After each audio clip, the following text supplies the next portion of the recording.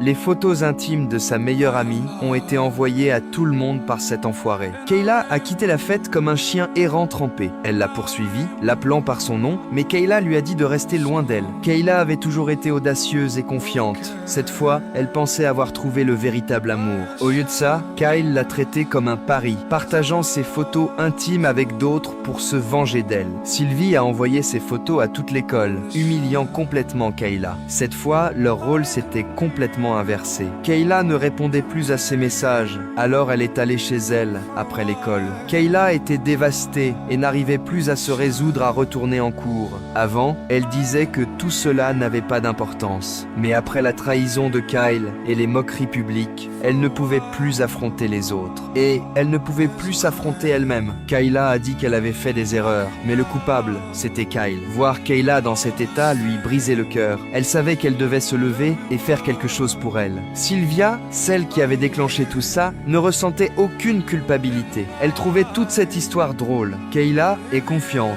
gentille et loyale envers ses amis. Sylvie, en revanche, a toujours été hostile envers elle. Elle a réalisé que Sylvie était jalouse. Elle enviait la liberté de Kayla, sa capacité à vivre avec audace, et les amis sincères qui la soutenaient. Sylvie essaie toujours de contrôler les autres, de les rabaisser pour se sentir puissante. Mais ça ne rend pas quelqu'un fort, ça ne fait que la rendre seule. Les amis de Sylvia savaient qu'elle avait raison, mais Sylvia les a fait taire avec force. Ses amis ont commencé à protester, disant qu'elles en avaient assez de Sylvie et qu'elle ne serait plus jamais ses amies. Finalement, Sylvie a perdu sa dernière amie et est partie en trombe. Furieuse, la justice avait enfin gagné. Quand elle est rentrée chez elle, elle a reçu une nouvelle encore meilleure. Elle avait été sélectionnée pour le concours de design comme l'une des 3 créatrices retenues. Elle pourrait présenter une collection entière. Son père a acclamé avec fierté. Sa mère lui a demandé si elle était vraiment prête. Elle savait que sa mère s'inquiétait des critiques qu'elle pourrait subir, mais cette fois, elle refusait de reculer. Elle est allée chez Kayla avec la lettre d'acceptation, impatiente de partager la nouvelle.